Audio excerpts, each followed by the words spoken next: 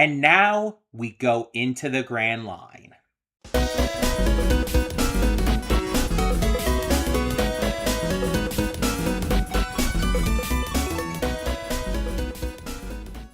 Before we get to today's video, I want to take a moment to talk about Patreon. That's right, we are on Patreon now, and we have a bunch of tiers with a bunch of great rewards. You can subscribe and get things like early access to all reactions, depending on your tier, depends on which reactions you get early access to. You can vote on polls exclusive to patrons that will help determine future reaction series and more.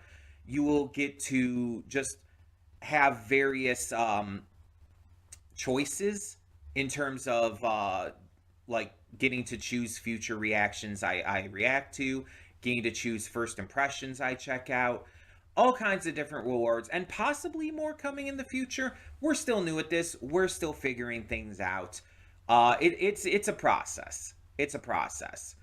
But we have multiple tiers, so whatever you would be able to donate, if you're able and willing to donate, is appreciated. It helps me out, it helps the channel out, it helps us grow. It's going to help just, standardly. It's just something new to check out.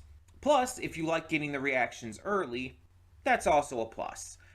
But it is optional. If you're unable to do it, that's completely fine. All reactions will come to YouTube just a little bit later, a week later or so. So that all being said, thank you as always so much, and let's get on with today's video. And with that being said, hey everyone, welcome to Princess Gay. I'm your host Connie, and today we are here with my blind reaction to One Piece LA Season 2, Episode 2. And last episode blew me away. It was so good. There were some great changes that made sense. Also, maybe one or two that was like just a big surprise. And most of it did like pretty accurately capture the Loguetown arc of One Piece. There wasn't like every little thing that was featured in it. The bar, for example, that Smoker and Tashigi were in at the end of episode 1 for this season was featured a little bit more in the original manga and anime, because Luffy stops there and talks to the bartender who knew Roger and everything.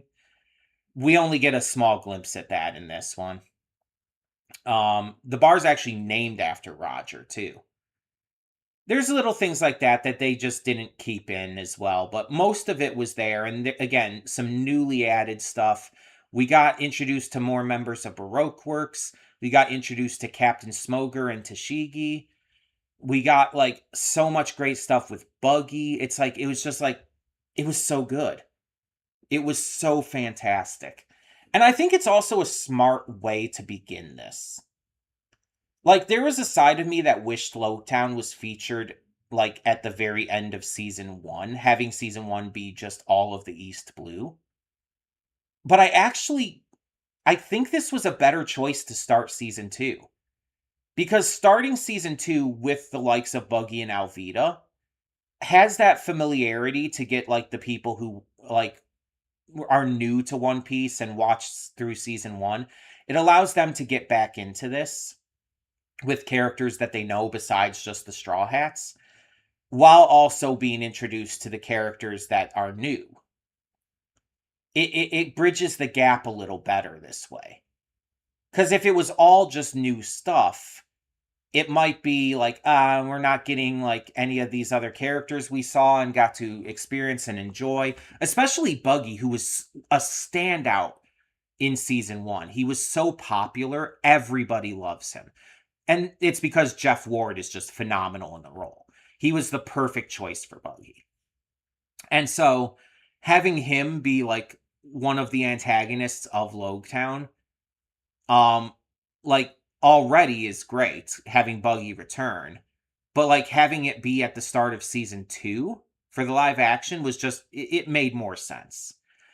I mean, also it's probably due to, the amount of episodes that Netflix gave them, but still.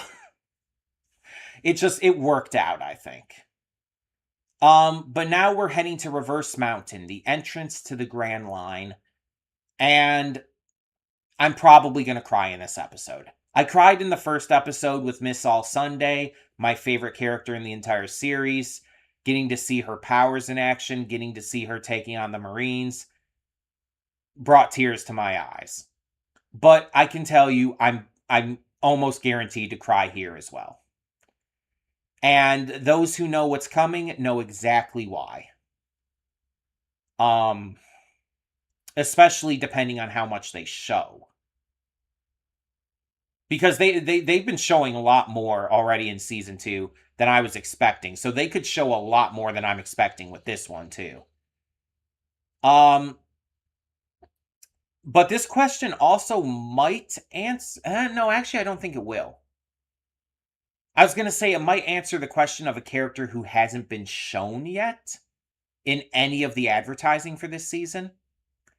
But actually, I don't think that character would come in until Whiskey Peak.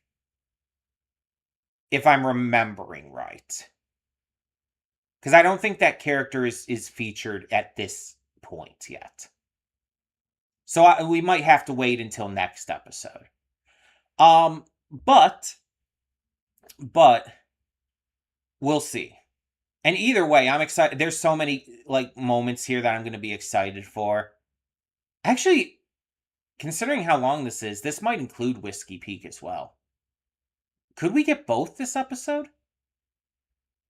I don't know. It's I feel like Reverse Mountain alone might not be long enough to have a full episode of the live action, but I guess we'll have to see. But also Whiskey Peak, I feel like would be a little too long, maybe. I don't know. Either way, let's get into this and see what we have in store. Hold up just a sec. Before you click that link down in the description below to get to today's video, I want to remind you of all the awesome content we have both on this channel and the Princess of Gaming channel. Let's check it out.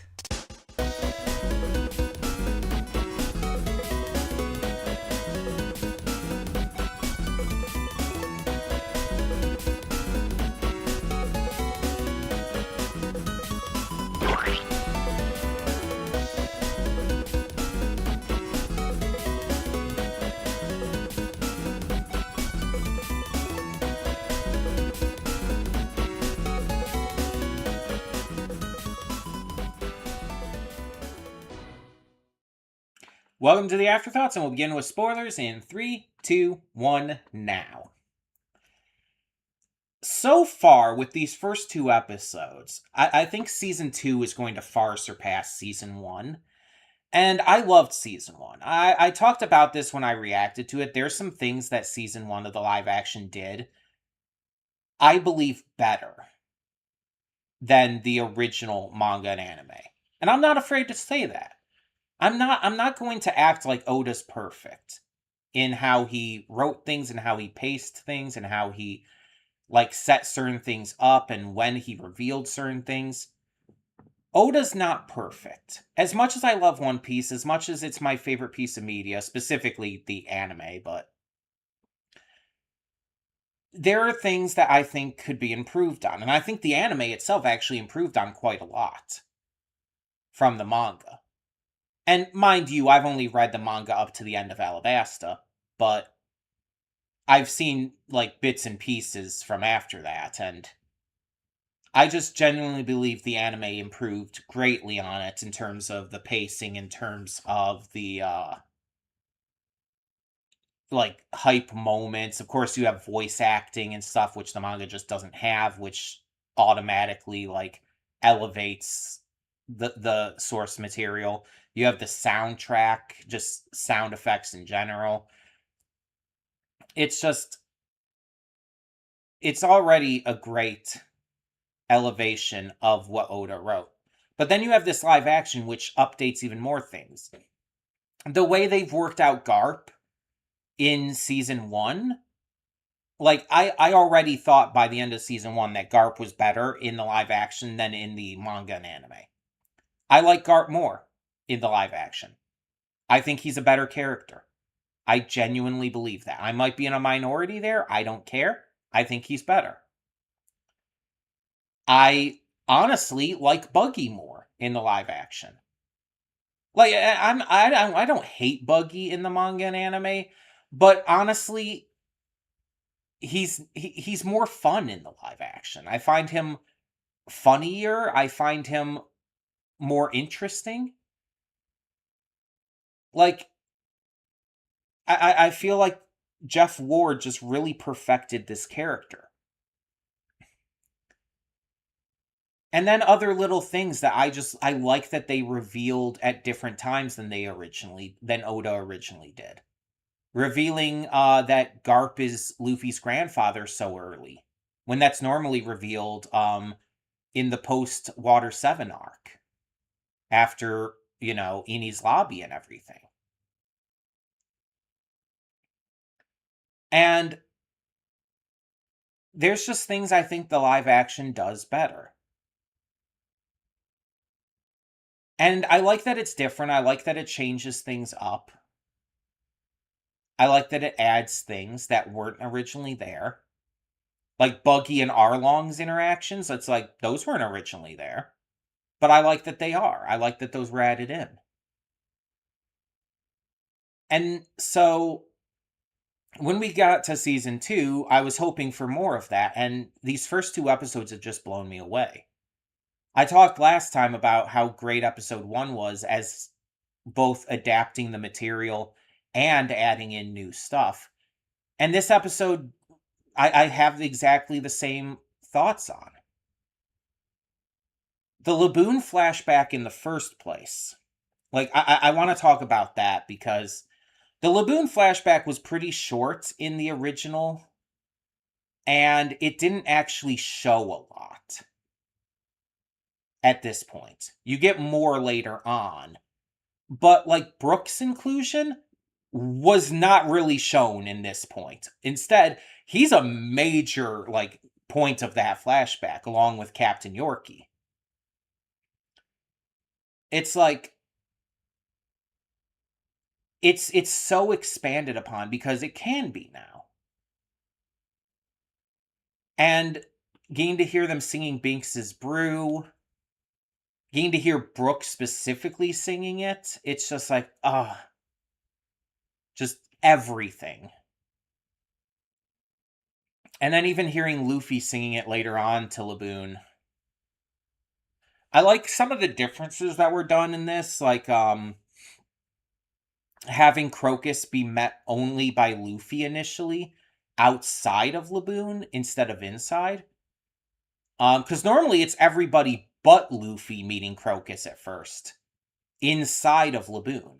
They mentioned in this episode that, like, Crocus could build a home inside of Laboon. And that's actually how they meet him. In the original manga and anime, after they're swallowed, they think they're outside or something because the top of Laboon is, like, painted to look like the sky and everything. The sides and top of the inside of Laboon is painted. And there's a ship-like island in the middle of the stomach acid and all that Crocus lives on. And there's this gag they did, which I'm not surprised they didn't do in this, but I don't think it would have worked for live action. But there's this really fucking funny gag that just, like, has this, like, dramatic ass music sting as it zooms in on Crocus's face from different angles and stuff, as he glares at them before, like, actually introducing himself. It's really funny, and they do it, like, I think 2 or 3 times. It is one of the funniest gags in all of One Piece. It is so fucking funny. But yeah, it wouldn't really work as well for live action, so it makes sense that it didn't do it here. But I do like that Crocus still introduced himself with way too much unnecessary information, because he did do that. It's just like a really fun little detail. We did still meet Mr. Nine and Miss Wednesday inside Laboon, that did happen originally, and there was a little bit of a fight with Miss Wednesday and Mr. Nine ending up tied up and having to help them and stuff like that. Like, yeah, we get a lot of the same story beats, just told slightly differently. I also mentioned that like them entering into the Grand Line from Reverse Mountain in the first place would have been a phenomenal scene to see in theaters. Because again, I think the first two episodes had a premiere in theaters, and that would have been so good. The sound on that would have been amazing in a theater setting. Specifically that scene above anything else. I like that we got more of Smoker and Tashigi, and I like the entire thing about Tashigi learning to like stand up for herself and follow her own code. It really develops her a little more than the manga and anime did by this point. Um, so I really like that. I like seeing Garp and Smoker interact because I'm trying to think, have we ever seen them interact in the manga and anime? I I think I don't think they were even ever in the same place until Marineford. And even then, I don't think they interacted at all during Marineford. I think they were just both there. I don't know if we've ever actually seen them interact. But like getting to see them like butt heads a little bit was pretty fun. Um I really like seeing Kobe and Helmeppo continuing to grow. Helmeppo is like he's getting so sweet. He's becoming such a nice guy, and I love it. I love his line to Tashigi when she's like, "I just really love swords," and he's like, "Yeah, relatable." It's like that was just funny. And the actress who plays Tashigi, I don't know her name offhand, but she was perfect. She's so fucking cute. She's so adorable. Like she was the perfect choice.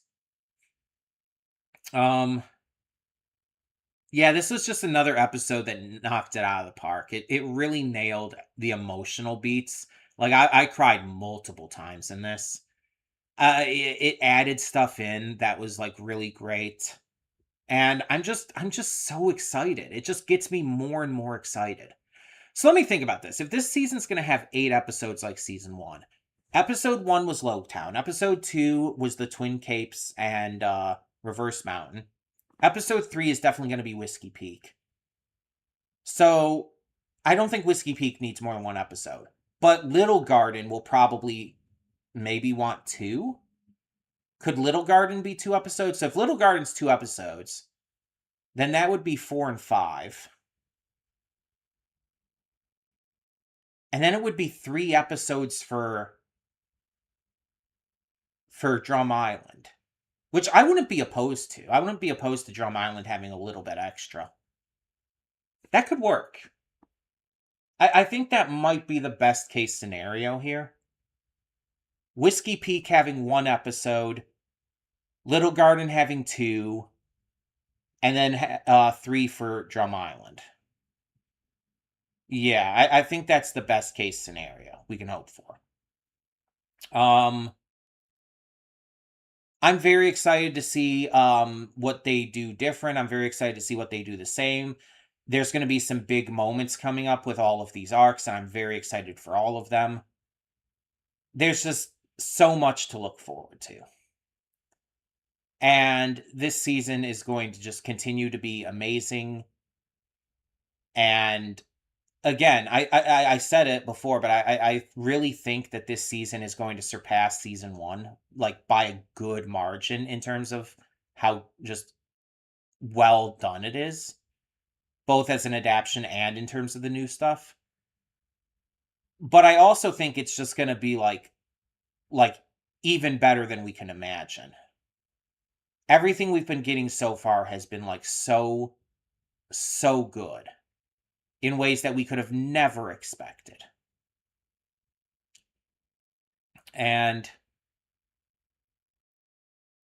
like the years of wait that we had have definitely been worth it. It's proven that this has absolutely lived up to all of the hype in these 3 years since we got season 1.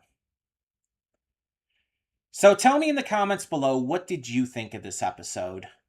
Let me know what your thoughts are on Crocus, on Laboon, on the flashbacks with the Rumbar Pirates. Let me know what you thought of the extra stuff with the Marines. I'd love to hear all your thoughts. Oh, and what do you think of the Brokeworks agents having card intros? Like how the pirates have the wanted posters? I think that's so cool. That's such a fantastic idea, and it looks so good. What do you think of that as well? Let me know.